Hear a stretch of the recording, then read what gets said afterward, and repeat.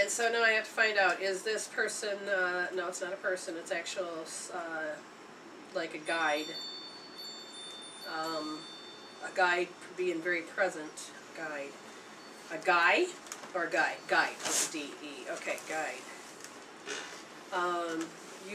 When you get into those states, you literally push your guides aside, and you,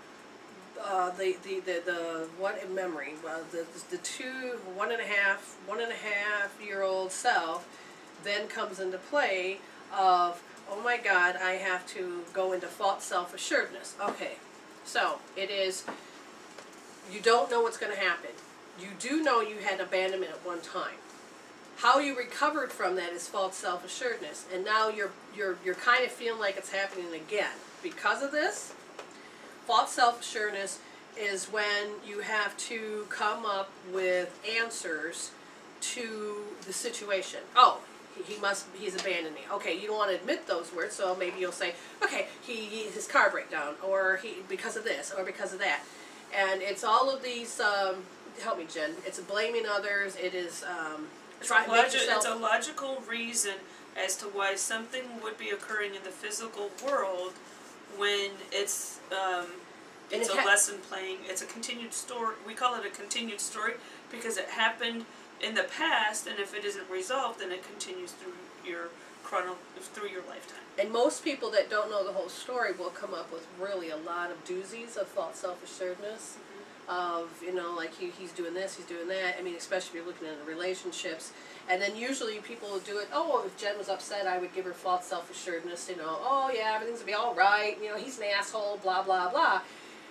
Because you need reassuredness to be able to calm down. That it's not my fault. Clearly, it's on his end. Yes, because you don't want, we just don't want to do that. So you're just remembering this, and when the cards fall where they may, and when you're used to having people do this to you? Okay, somebody just whispered in my ear that you just like sit there by the phone and yet the phone won't ring. But yet you know it should have. They're showing me you curling up with your knees up to your chest, just sitting on the couch going, ah! I don't know if that's you or another person that you're picking chemical peptides up, but I do see this happening. Can you tell me, does that sound familiar to you? I have done that. Okay, and they're really showing me a particular stage when you're at least, and they're showing me you thin, so I would assume that you must be around 13. At the time, there was some type of age where you are doing this, and they're saying that this one, you didn't know what to do with those emotions. It just was like fury that had built up inside of you, and you don't know what to do. And they're saying it's similar to when my boyfriend got in a car accident. Okay, so it is when you sit there and it's that anticipation that you don't know what to do with.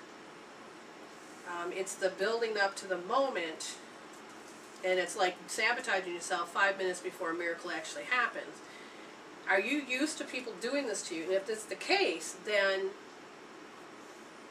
you understand that this is a particular pattern that's playing out. She said yes. Okay. Now, I don't know if you're very familiar with this or not, but as far as healing goes, one of the things we do is we have healing tools. Right, I gave her the website and told her. Oh, you already told her? About the website and healing tools. Okay, so... And I think this is somebody who was here last week that I can't remember if we told about the healing tools or not. But okay, anyway. Well, anyways, as far as the healing tool goes, they're saying hope therapy, and there is two things. One is R3S, and R3S is to help calm down the alarm system, the triple warmer, the military part of you that's got to be in constant fight mode. And then what you're going to do is you're going to focus on, as you hold that point, how it just gets muddled, your thoughts or your emotions. You're up and you're down. You can't figure out what's really and why it's happening. And then they want you... What was it? R3S? R3S. Okay. And then they want you to go to R1D. R1D is where you are going to look at how you're used to yearning. Yearning is something they said that it's very constant for you. And this wasn't even yours. This was your mother's, where she was yearning for something. Well, you took it on and believed it was yours, and you now yearn, and you see it happen to you all the time. You're not going to get it. You yearn. And then you go into cloudy thinking, which then again goes back down to where it gets muddled. So, just re-listen to the archives. We're going to put them up on Tindeck. Right, I told her to watch the video, it will make sense, and gave her the code. Okay. What does yearning mean? Okay, now that's very important. This is probably your journey you're going to have to understand, is that when you start defining, you have to first define it for yourself. What do you think yearning means? It's like a want. It's a desire that you never have. It is a future content where it's there, but you don't see it ever coming to you. And it's not a longing where the longing is you used to have it and now you want it back. A yearning is that you see it on display, other people are doing it, and you want it. Why can't I have that? Why can't... Or your friends who have boyfriends or girlfriends or whatever. So this yearning... Oh, I want that. That looks so fun. And what happens with the yearning is when you do get it, you can't see that you got it because the yearning has to kick back in again, and then you got to go back out and say, I don't have it. Now what we want you to do, because just like we tell everybody else, is to take your definition, take the world's definition, maybe your best friend's definition, and then go to the dictionary. Look up several different dictionaries online and go to the thesaurus, and what happens is you're going to learn that you never really had a definition, but you have tons of examples of all the stuff that has happened of yearning.